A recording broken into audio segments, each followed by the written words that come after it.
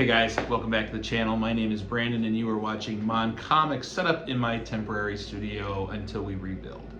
From the opening of the video, yes, I bought a new ring light. I used to have a little bit of a tech gathering at my house, including a big 18-inch ring light to hold my phone, offer good lighting.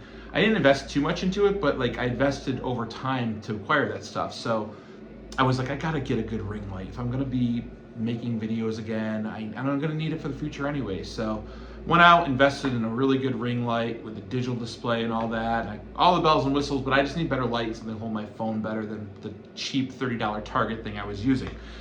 So welcome back to the channel. If you're new here, you guys will support the channel. The easiest thing to do is like, comment, subscribe. You can follow me over on Instagram at M.O.N.Comics, where I show my collection and announce happenings with the channel. This week, a couple things in the mail, including my first pickup of 2026, which was a doozy. Been wanting to add to my collection for quite some time, and I'm very happy I pulled the trigger.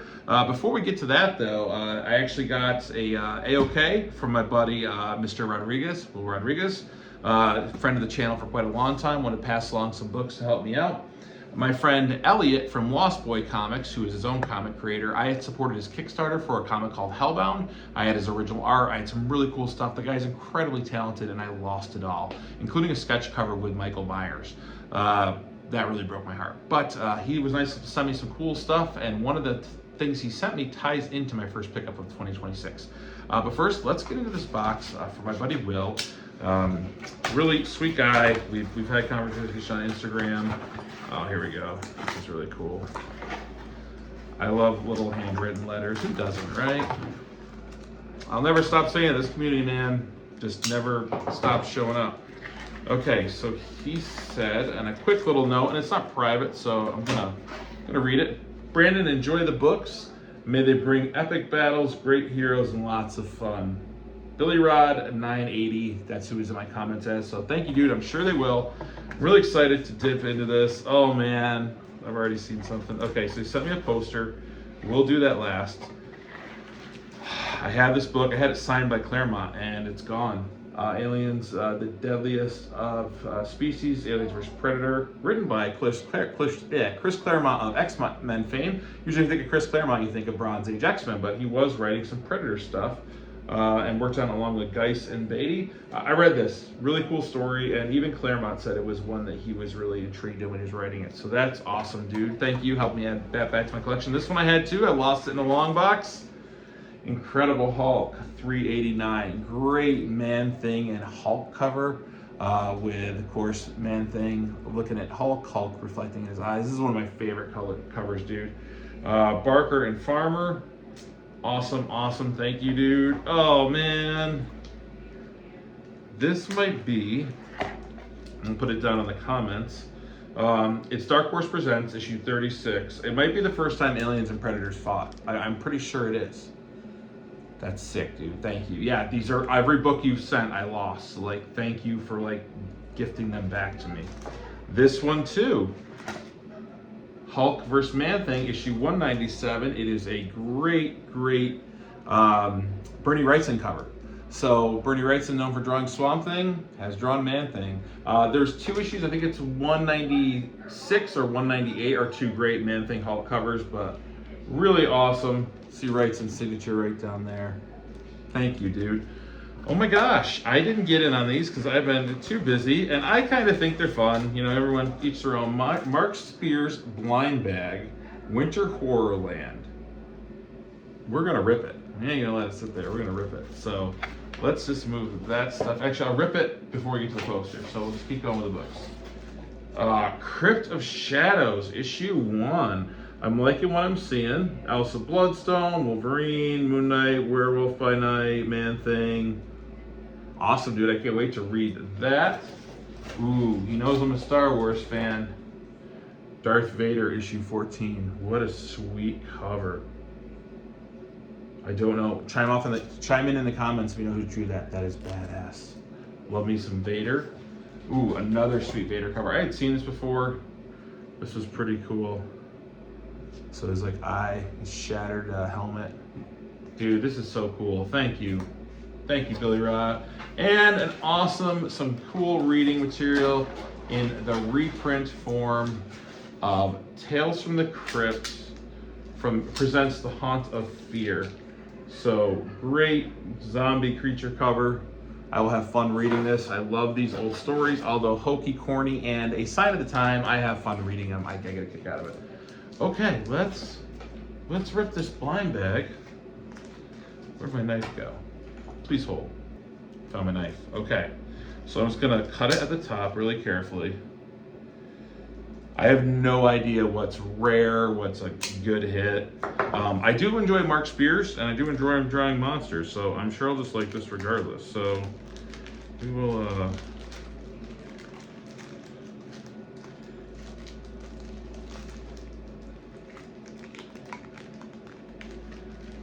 we're gonna look at it together. Ooh, a little creepy Santa for the holiday time. Number 8, blind bag main cover. Chime in. This hit, this rare, which cover is this? I don't know, but man, that is creepy. I always can use a crossover holiday for both Halloween and Christmas to show, so this works for both holidays. So thank you, dude. That was really awesome. I got to rip a blind bag. Didn't think I would because I'm not one to go out and really buy them. And then this poster for the pièce de résistance. It's a big one. It's a thick one. Oh yeah. Oh, cool. Oh, dude! Predator kills the Marvel Universe. You can bet your ass this is getting framed and going in the new studio, dude. No doubt. Wow. I'm taken aback. This is amazing. This was just coming out when the house fire happened, so someone sent me the first issue and I loved it, and I never got the other ones. Life's just been kind of crazy.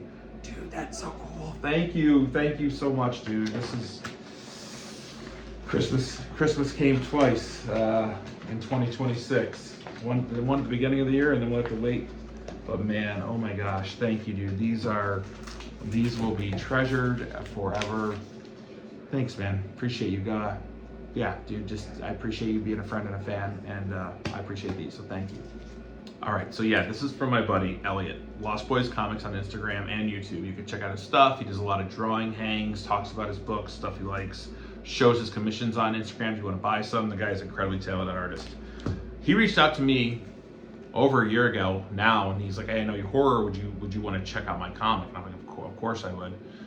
So he sent it. I fell in love with it. It is called Hellbound. I forgot what I compared it to, kind of The Crow meets punk rock, meets, I can't remember what else I compared it to, but really talented guy. Love the story, love the art. So he sent this along, and as soon as I got it and read it, I immediately went and backed his Kickstarter. I was like, dude, this is great. We got to put you in touch with Katie, aka K-Pop Junkie. She had him on her show. He has, funded his Kickstarter every time. He does incredible art pieces for people that fund the certain tiers. So this was issue 1, issue 2, and issue 3. He did send me a piece of original art. I just didn't grab it. I'll put it right over here. I'll take a picture and add to the video. So these are awesome. I'm so glad to have these back. Check out Elliot's channel. Check out Lost Boy Comics on Instagram and YouTube. This is great. I hope he keeps going with it. And then he really surprised me. See, when I had the house fire and I lost his Michael Myers sketch cover, it really broke my heart. I just got it and I loved it. So he sent me this and I was just thrilled. It is his blank sketch cover, and he added Erica Slaughter for Something is Killing the Children, issue 1. I'm a huge fan of this series. This was just so heartfelt and so shockingly surprising to me. Like, I couldn't believe it. I'll miss Michael, but man, Erica certainly takes the place really well. He is just a fantastic artist. Look at that. Look at that detail. Just look at it. Really awesome, Elliot. I appreciate you sending these along. I can't thank you enough. I can't thank anyone enough. I will keep thanking and gushing in these videos because this is so important. I know I'm not putting videos out there regularly, guys, but the community's keeping me going. I was on Hero for Hire Club with my buddy Matt last week. Check out his channel. And I we talk comics for an hour. It inspired me. He's like, I got to get back to creating. So I got a ring light, got books, got friends. So thank you, dude. I appreciate you sending these along. They are right into the collection and will travel with me wherever I go. So what was my first pickup for 2026? Kind of cheating. I bought it in 2025, but it didn't arrive till 2026. So I'm calling it my first pickup of 2026. Had my eye on this book for a while, and I didn't think I was going to get it because I had a reprint of it, but I really wanted to add this to my collection. Now, in the thumbnail, I posed a question, what's a modern Grail? I think I've talked in a video a long time ago how Grails can mean different things. There's like different types of Grails, right? Like there's the definitive Holy Grails, whether it's an old DC Comics Golden Age, with the first appearance of Green Lantern or the Spectre. Maybe it's Amazing Fantasy 15. Maybe it's Punch 12, a pre-code horror book. Like true, very rare Grails, okay, that are just like, you got to have some FU money to get them. Then there's like, minor Grails, maybe Hulk 181, that people like love that character and that means a lot to them, so that is their Grail. And then Grails are just, maybe, this is not the cheapest hobby sometimes when you want a book that's really popular. So maybe a Grail is something someone has to save up a long time to get, even if it's only like $100 or $200. Like a Grail is personal besides like the biggest ones, I believe. Feel free to argue with me in the comments or tell me I'm way off or tell me you agree. But this, I think, is a modern Grail due to the low print run and really high demand for it. Most of these are slabbed now.